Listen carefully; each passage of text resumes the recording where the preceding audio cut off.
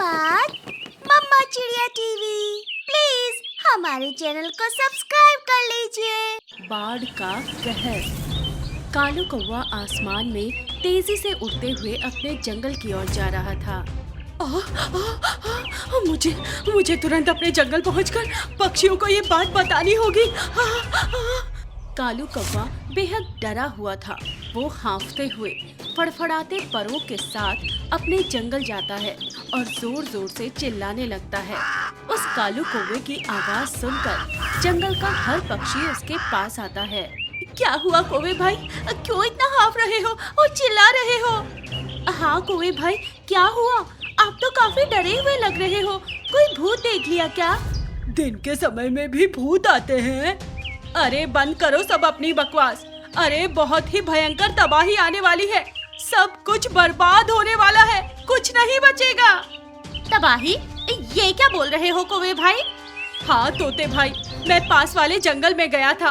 तभी मैंने वहाँ देखा कि वहाँ बारिश के पानी से इतनी भयंकर बाढ़ आई है कि उस बाढ़ ने वहाँ के पूरे जंगल को तबाह और बर्बाद करके रख दिया। उस जंगल का नामो निशान भी वहाँ से मिट चुका है। पूरा खुला मैदान हो रखा है वहाँ।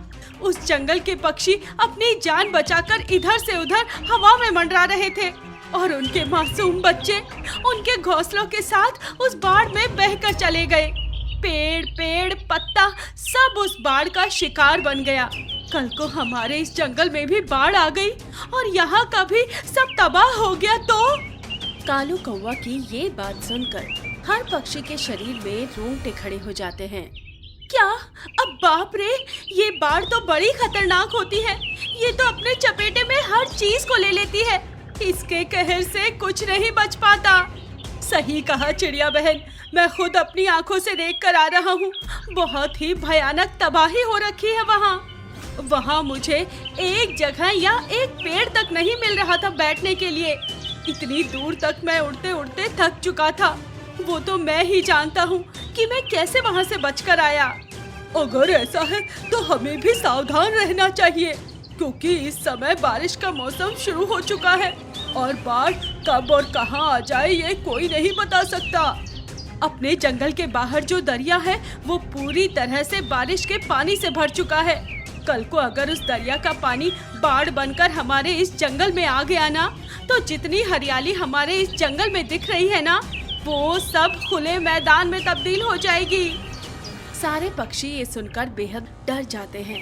तभी कालू कौवा कहता है, मेरे पास बाढ़ के पानी से बचने का एक उपाय है। मैंने देखा है कि पानी के अंदर लकड़ियां कभी नहीं डूबती। तो हम सब पक्षियों को मिलकर लकड़ियों का एक बड़ा सा पिंजरे जैसा घर बनाना होगा और उसे अंदर से पूरी तरह पन्नी से ढकना होगा, ताकि जब हमें बाढ़ जैसी कोई घटना दिखाई दे तो हम सब पक्षी उस लकड़ी के बने पिंजरे के अंदर चले जाएंगे। और अगर वो पिंजरा बाढ़ के पानी में बह भी गया तो हम उसमें डूब नहीं पाएंगे। वैसे हम पक्षी हैं, हवा में उड़ सकते हैं, पर अगर बाढ़ आ गई तो हम कहाँ तक उड़ पाएंगे? हर जगह तो पानी ही पानी रहेगा। नहीं कौवे भाई, इसमें बहुत बड़ा खतरा है। बाढ़ का पानी उस पिंजरे को तहस नहस करके रख देगा। कुछ और सोचते हैं।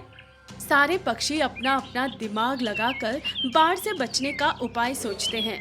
रात का समय, अब तक किसी को भी कोई सटीक उपाय नहीं मिल पाया था। तभी सारे पक्षी अपने अपने घोंसलों में चले जाते हैं।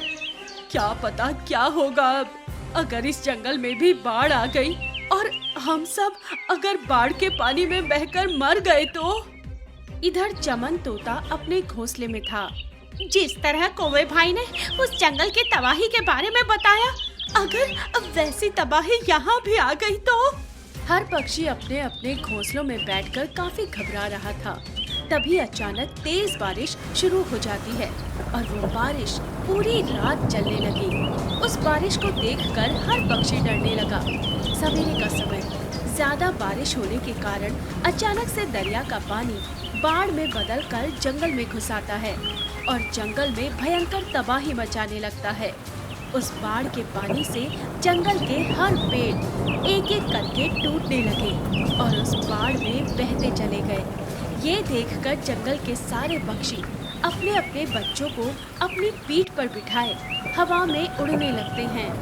एक ही झटके में पूरा जंगल खुले मैदान में बदल गया। बाढ़ का ऐसा भयानक कहर देखकर हर पक्षी के रोंगटे खड़े हो जाते हैं। नहीं, अब मैं और नहीं उड़ सकता। अब मेरे पर दर्द कर रहे हैं, मुझसे नहीं उड़ा जा रहा। कबूतर भाई उड़ते रहिए, अगर हम उड़ेंगे नहीं तो हम नीचे गिरकर इस बाढ़ में बह जाएंगे। हिम्मत करके उड़ते जाइए कबूतर भाई। नहीं उड़ा जा रहा। अब मेरे पर बहुत दर्द कर रहे हैं। ये सब क्या हो रहा है? हम कहाँ जाकर बैठे? यहाँ तो चारों ओर पानी ही पानी है। ना कोई पेड़ बचा, ना कोई पत्थर दिख रहा और ना ही कहीं जमीन दिखाई दे रही। अब हम कब तक ऐसे हवा में उड़ते रहेंगे? सारे पक्षी बेतहाशा रोए जा रहे थे क्योंकि उन्हें बैठने के लिए कोई जगह नहीं बची थी। हर तरफ पानी ही पानी नजर आ रहा था। आखिर बेचारे पक्षी कब तक ऐसे ही हवा में उड़ते रहेंगे? सब पक्षियों के पंख दर्द करने लगे थे। तभी टोनी चिड़िया अपने बेटे को अपनी पीठ पर लिए हुए उड़ते हुए रोती जा रही थी। नहीं, अब और नहीं उड़ा जा रहा मुझसे। मेरे बच्चे, मुझे माफ कर देना। मैं तेरी रक्षा नहीं कर पा रही, मुझे माफ कर देना। पक्षियों, दुआ में याद रखना।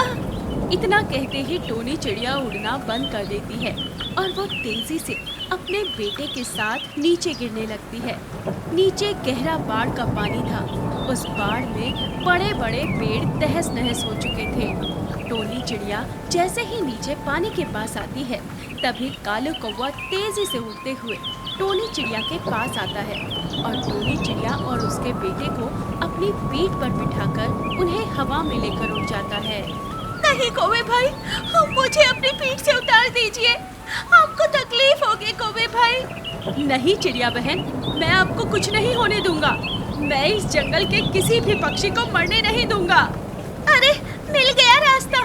कौवे भाई, हम सब पक्षी एक दूसरे को अपनी अपनी पीठ पर बिठाकर यहाँ से उड़ते हुए जाते हैं।